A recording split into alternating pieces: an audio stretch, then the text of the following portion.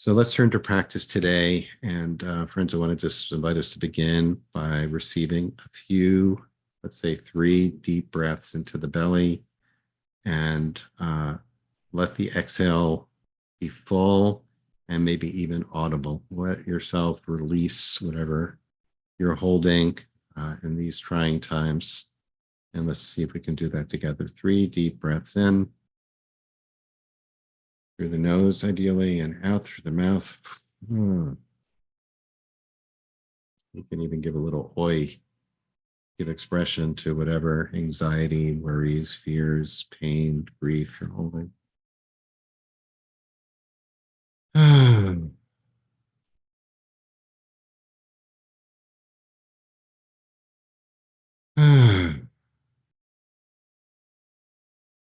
Notice anything that shifts for you internally.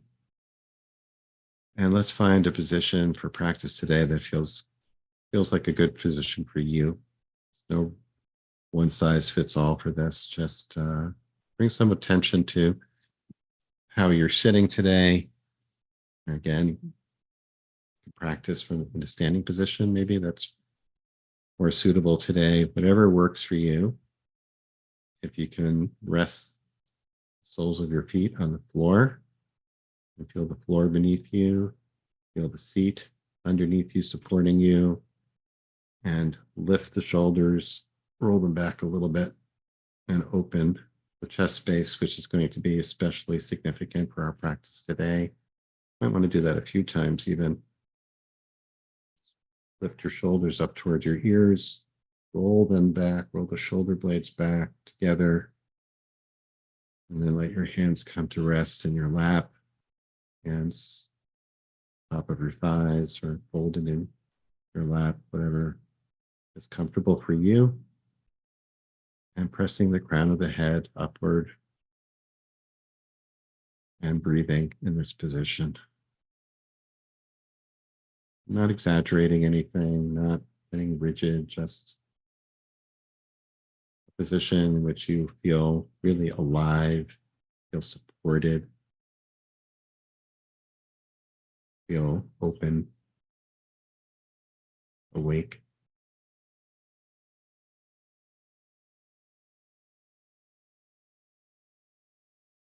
One of my favorite metaphors for mindfulness meditation involves imagining the mind as a bowl of water. So check out your bowl of water right now. And in the course of our day, that bowl of water might be sloshing around, maybe spilling out over the edge of the bowl, stirred up by things we read or hear, or thoughts that are coming up, strong emotions. And let's just take a couple of minutes right now to let the water in the bowl settle. Just bring some stillness. Allow your body to become still as you breathe. With each exhalation, releasing some of the agitation and letting the body find its essential inner stillness. Quiet that it yearns for. Quiet that allows the Koldamamandaka, the still small voice, to be perceived, to be heard.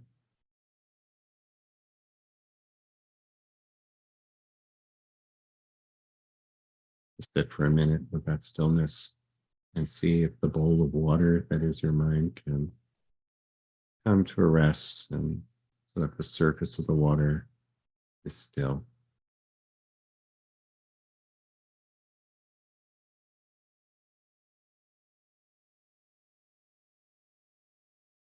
Your eyes are closed if you haven't closed them already.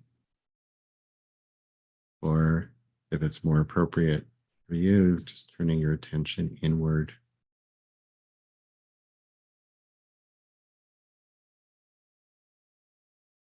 Fully inhabiting your body, aware of the breathing, of which we're normally not aware, conscious of. Following the breath, feeling sensations, noticing background sound, just being here, and let that bowl of water come to rest. Let's take a minute or two of silence here.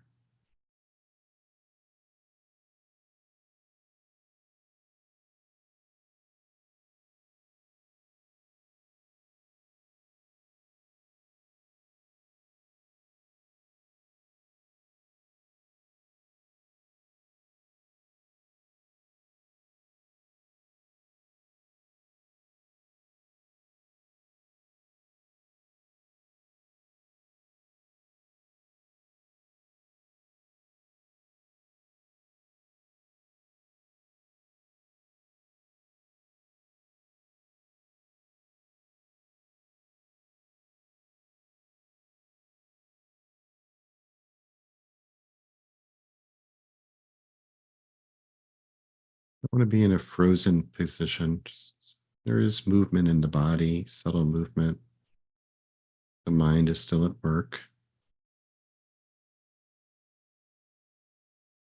We're just holding the mind like that bowl of water and letting it settle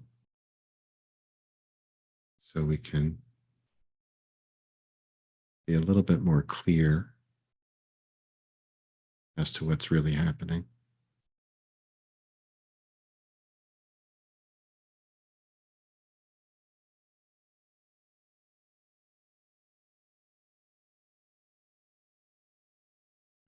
And remembering to breathe, that assists us in locating the essential stillness.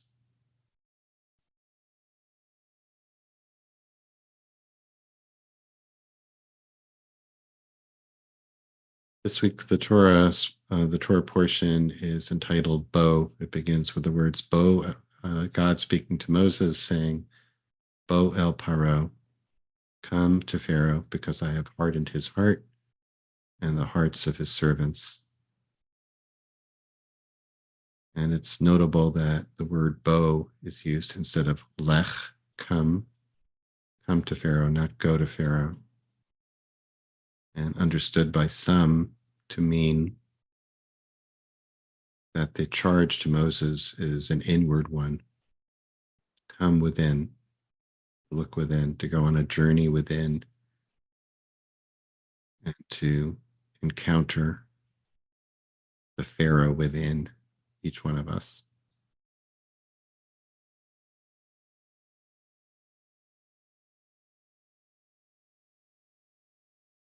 The Pharaoh whose heart is hardened. So the invitation this week is to investigate with curiosity and with a lot of compassion the condition of our own heart, the hardness, the thickening of our own heart, however you understand that.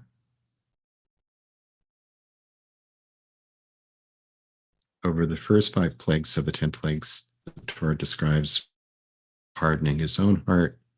And over the last 5 plagues, the last 3 of which are described in this week's Torah portion, the Torah describes God hardening Pharaoh's heart.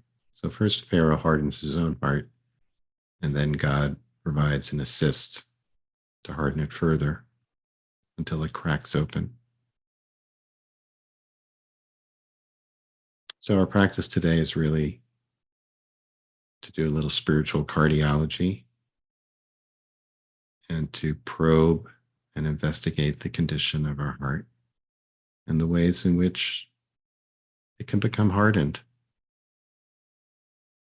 constricted, tight. So we're going to bring attention right now to your heart space, to your chest, where a lot of our fear, anger, grief, pain, anxiety might reside. Just breathe into your chest, let your lungs expand.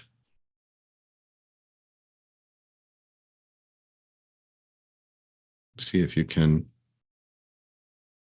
notice and honor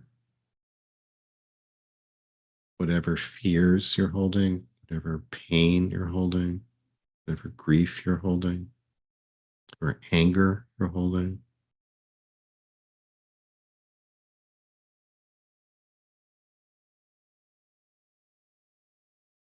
It is natural and normal for human beings for our hearts to harden as a protection, keep us safe.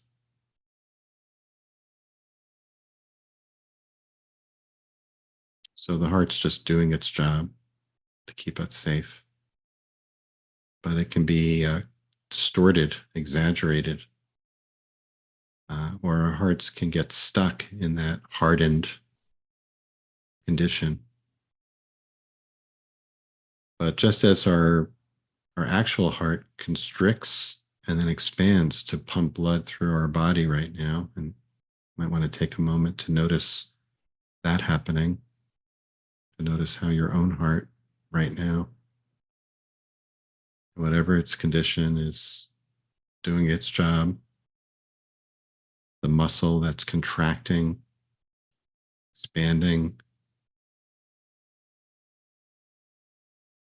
pumping blood through all the vessels and capillaries of your body.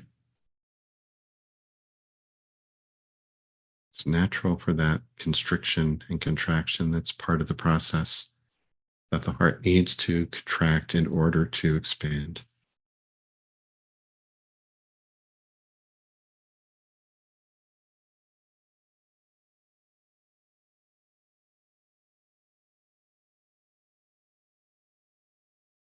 And the way to move from contraction to expansion is by not by denying whatever it is that leads to the constriction or the hardness of the heart, but by turning towards it with curiosity, befriending it, offering it loving attention, which can allow it to relax and open, allow for there to be more freedom of choice. So, for the last 10 minutes of our set, I want to invite you, if you're comfortable doing so, to embody that loving attention by putting one hand or maybe even both hands over your heart space, over your heart.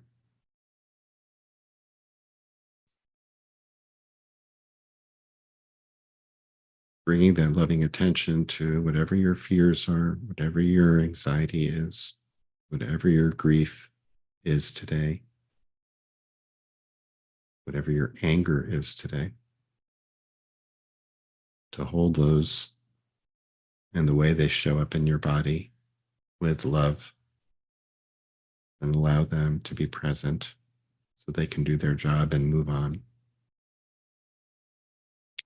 We'll just sit for the last 10 minutes or so in silence.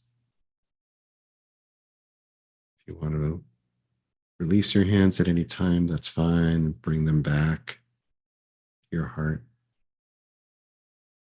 Just keep remembering to breathe, to rest in the stillness, to let that bowl of water continue to settle,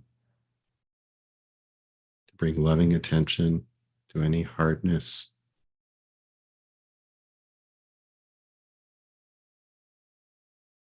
Let's sit for the next 10 minutes or so.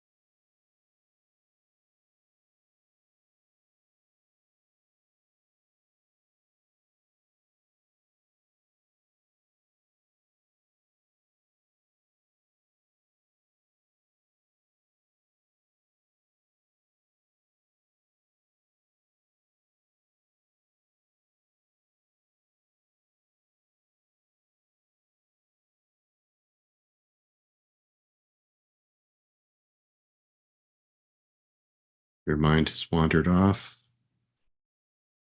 Totally fine, expected. Just take it by the hand and bring it back to your intention to be present here. Back to your anchor sensation of sitting in the seat, the rise and fall of the breath, the sounds in the room where you're sitting, temperature of the air against your skin. All of these can bring you back to the moment, back to investigating the condition of your heart and honoring anything that might be causing it to close to others or to the pain of the world or to the pain of your life, anything that might disconnect you, without judging that, but instead offering it that loving attention embodied by your hand, your heart.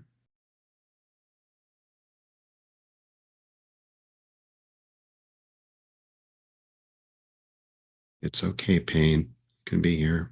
It's okay, fear. You can be here. It's okay, grief. I'm here with you. It's okay, anger. Take your time.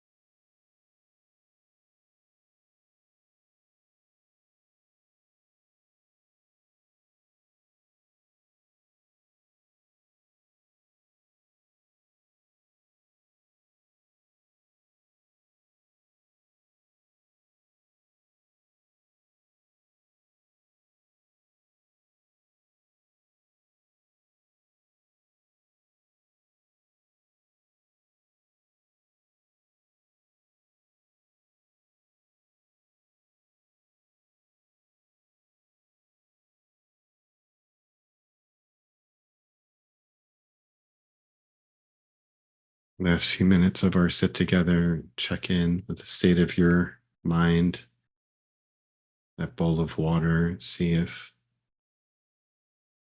you can appreciate the stillness.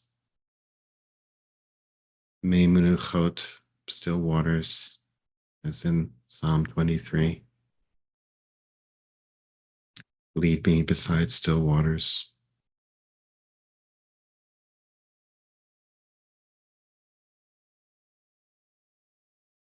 Bo El Paro, come into the Pharaoh within you and disarm that Pharaoh with love. We're practicing opening our hearts. The spiritual cardiology practice is opening our hearts by giving loving attention to that which closes them, constricts them, hardens them, letting the heart contract in order to expand.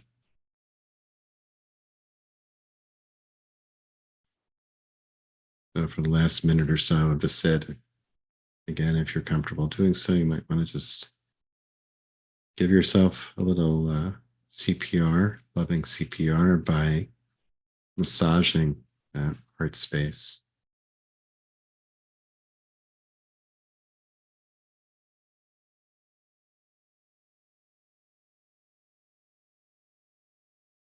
Feeling the warmth and the pressure as an expression of love and care and acceptance for your full humanity.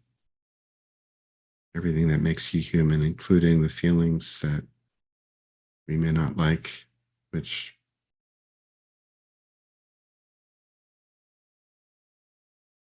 might lead us to shut down or become numb, turn away, distract ourselves. That loving attention can help us keep open, see more clearly, respond more wisely, stay connected, stay engaged, be more generous, more forgiving, more compassionate, more wise.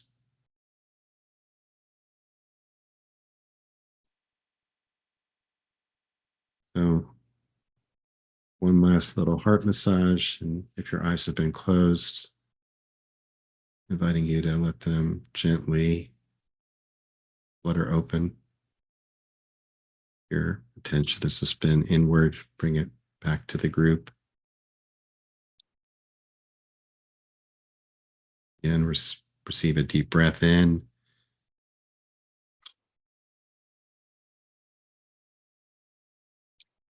And let's seal our practice by acknowledging the presence of grief and mourning amongst us. So if you are someone who is reciting Kaddish for any reason, you're invited to join me in reciting it. If you're not reciting Kaddish, if you're not in mourning for any reason, or if it's not your custom to join in, please stay present for those who are. And you can put the name or names of those you're honoring today in the chat now or after we recite Kaddish. And if you're reciting it, I invite you to join me by rising in body and spirit, and you can unmute at this time. Yitkadal, Kadash, Rabba, Divrach, Yirute, Malchute, V'chayechon, Yomechon, V'chaye Dechol, Beit Yisrael, V'agala, V'zman Kariv, Amen. Amen. Yehi Shmei Rabba V'rach V'yamei Hamaya. Yitbarach V'yishtabach V'yishtabar V'yitramam V'yitnaseh Yitadar V'yitaleh V'yitbal Shemei Dekusha B'richu La'ela Mikol Birchata V'shirata Tushbechata V'nechemata Ba'amiran Ba'alma V'imru Amen. Yehi Shlama Rabba In Shemaya Achayim Aleinu V'al Kol Yisrael V'imru Amen. Oseh Shalom B'mamav Yaseh Shalom Leinu V'al Yisrael V'al Kol Yoshvei Tevel V'imru Amen. Amen. Why are you acting like a little baby? Amen. Welcome, everyone. So good to be with you today, and thanks for joining us. Give yourself another pat on the back for showing up. If you're leaving us now, hope you'll join us tomorrow. We'll be led tomorrow. Delighted that Rabbi Dr. Miran Neshama will be back to lead us from Jerusalem tomorrow. And on Friday, we'll sit into Shabbat with Chloe Zelka leading us at our usual 12:30 Eastern time. And just a reminder as well to please join us next week when Rebecca Schisler leads us in a beautiful, what we expect will be a really beautiful week of practice, all on themes related to Tu B'Shvat and practicing with the elements of the earth next week in honor of Tu B'Shvat. Happy to stay on to respond to questions or to share your reflections on today's practice. If you're leaving us today, we hope you stay well, safe, and we hope to see you tomorrow or sometime soon. Thanks again to our sponsor for today, Dr. Marilyn Rosenberg, who sponsored this practice today in memory of Dr. R.V. Rogers. Zichrono Livracha, may his memory be a blessing. And thanks as well to Jordan Pollock for holding our text space as always so beautifully. So if you do have a question, I'll be happy to respond to those. I'll scroll through the chat. If you do have, feel free, of course, to share just reflections on your experience with the sit today. And I will give the caveat that I am not a certified spiritual cardiologist. So any medical advice should be taken with that in mind. Susan's asking, how can I pay attention to my anchor and think about the ways I have hardened my heart and let them go at the same time? I went back and forth. That's a great question, Susan. Thank you. Well, my understanding of that, of the use of the anchor, is that it's the use of the anchor, whether it's the breath, the physical sensation, sound, anything that anchors us in the moment that we can come back to over and over again, that's not necessarily the end in itself. In other words, that's kind of like part of the process. So just to share my thought process in this is that I want to encourage people, including myself, by the way, since my mind also wanders in the course of meditation, to catch myself when my mind is wandering and I'm really not here. I'm thinking about what's going to be next or what I have to do this afternoon or mulling over something that happened this morning. So whoa, wake up. And to notice any judgment about that, say like, oh, you're supposed to be leading this meditation. How could you be thinking about what's for dinner tonight?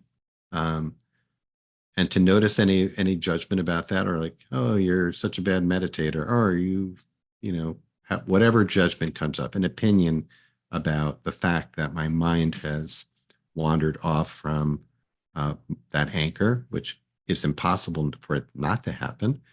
And then to practice teshuvah to come back to the anchor. So that I am in the present, at least for a moment.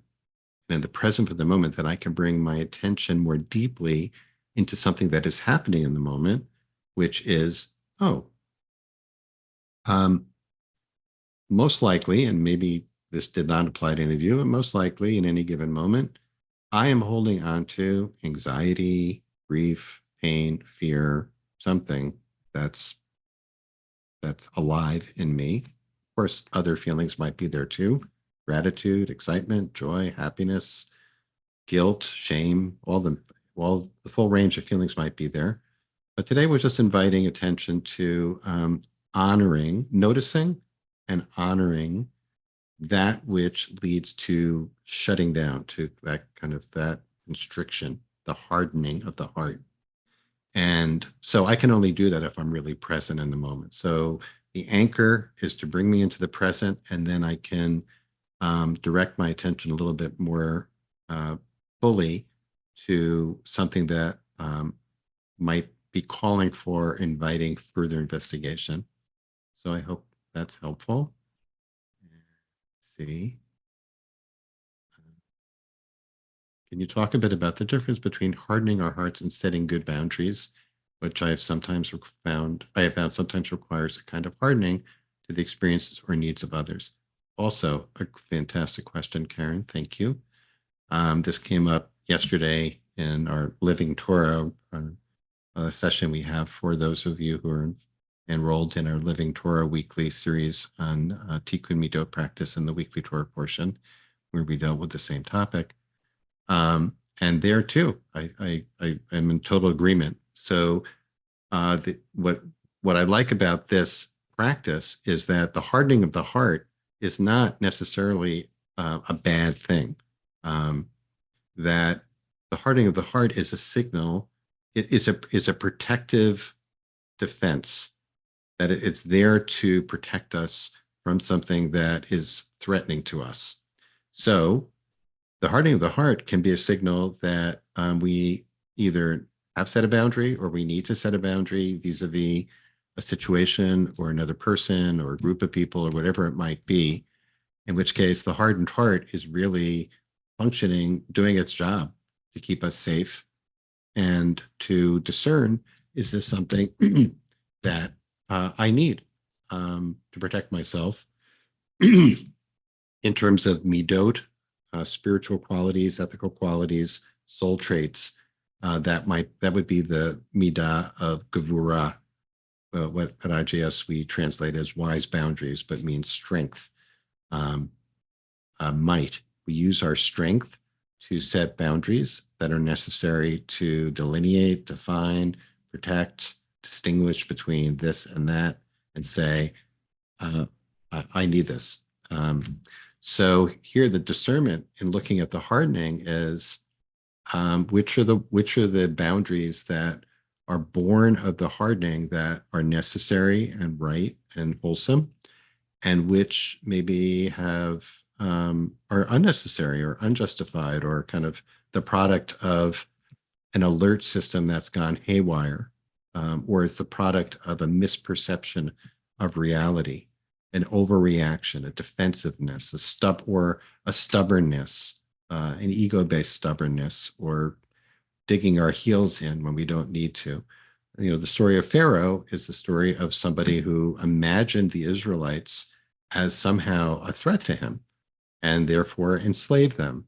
And in the face of lots of evidence, just kept doubling down on that enslavement, apparently out of ego or some delusional sense of threat, or not wanting to be wrong, not wanting to lose. And we all can identify with that. None of us like to lose. None of us like to be wrong. None of us like to admit to ways in which we might be wrong or might have been failures. So this is where that kicks in to say, so the process here, the practice is not to judge ourselves for having that as part of being a human being, but actually to find a way to loosen that up a little bit by giving that attention, loving attention. Okay.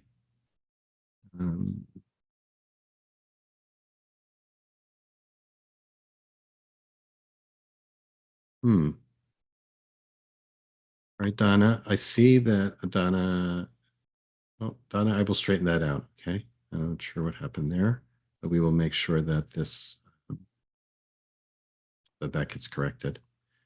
Okay, question from Lori. How do we unharden our heart when it's hardened against ourselves for not knowing what to do or be next, or not being able to find our true self at the moment? It would seem softening would be kind and productive, but it's elusive. Another great question. Thank you, Lori.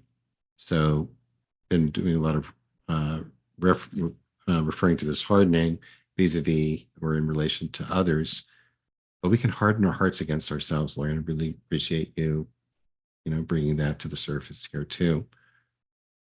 Well, first of all, just noticing that, I think, is part of the response. Saying, like, wow, many of us are our own worst enemies, of course. Many of us are our own harshest critics. Many of us feel threatened by whatever change might be coming down the pike for ourselves. So I think it's the same process at work. It's just to notice that, often I think we can operate with this assumption that of course we're looking out for our best interest. Of course, we wouldn't harden our hearts against ourselves. But in fact, it's quite liberating to notice that inner critic that lives there, that is just, the prosecutor that is issuing constant indictments in some way, and that hardens our heart against ourselves. And the proposed response, once again, is to wrap your arms around that prosecutor and say, I see you, I love you. And, I don't have to follow what you're saying. I don't have to buy into, I don't have to be attached to that story anymore. I can hear you and I can let it go. And that is hopefully part of the process of meeting our hindrances and obstacles and melting them with love, as it were. Heidi's question is that heart hardening in reaction to people who blah, blah, blah, concerned. Well, I think we have a lot in, whether it's the Israel-Gaza situation or American domestic politics or whatever, crisis we're dealing with. We, I think, are faced with that same question, the question that has come up about how do we discern boundaries that define a particular position in regards to any of these, and keeps our heart open. Keeps our heart open. That keeps our heart open to the awareness of connection to others, whether it's connection to others who disagree with us. Doesn't mean we have to love them, doesn't mean we have to abandon our positions, but that we can have strong positions, strong opinions, and be able to tolerate having others having different opinions. It can be hard to discern between wise boundaries and unnecessary heart hardening. I guess I addressed that, Nancy.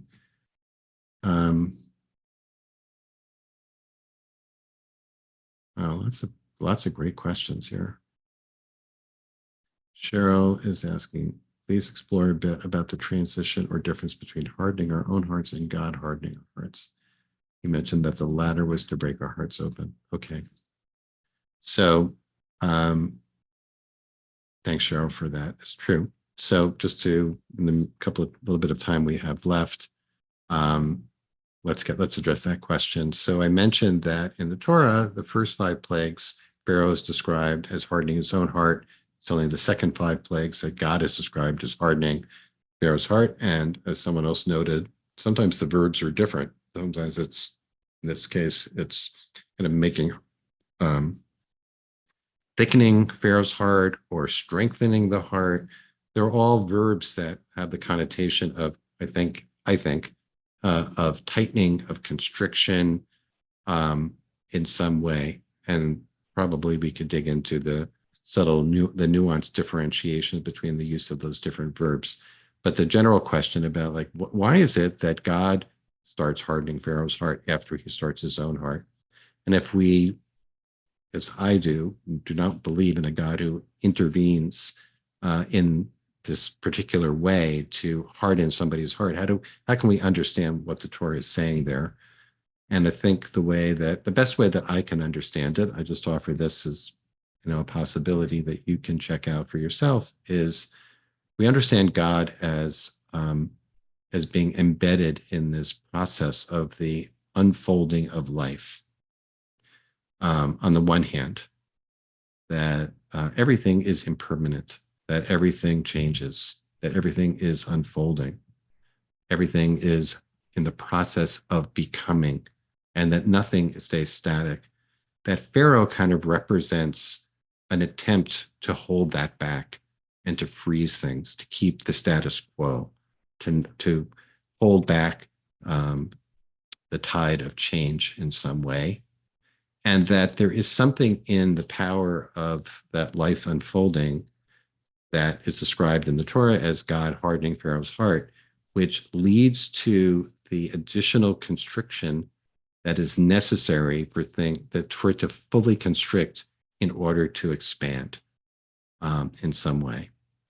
I mentioned yesterday in the Living Torah session, and maybe it applies here, here too, might analogize it to the process of an addict hitting bottom, and why it seems to be necessary sometimes for people to gradually lose the power of choice, whether it's around a behavior or a substance, to the point where they become powerless over it.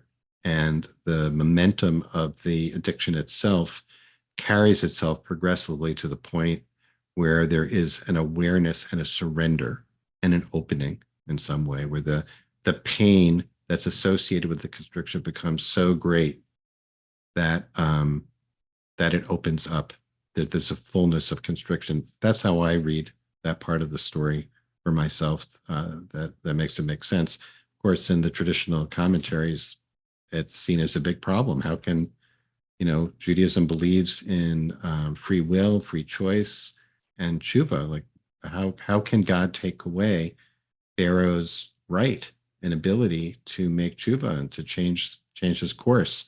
Um, and so that's the only way I can really make sense of that process there. All right, we are at time. Thank you for all these really provocative, challenging, good questions. And I'm gratified that everyone, to the extent to which this resonated with you, I'm glad for that. And we hope to see everybody tomorrow to practice with Mira Weil, who's always a pleasure to be with and to practice with at our usual time. I look forward to seeing you then, and hope you stay safe and well.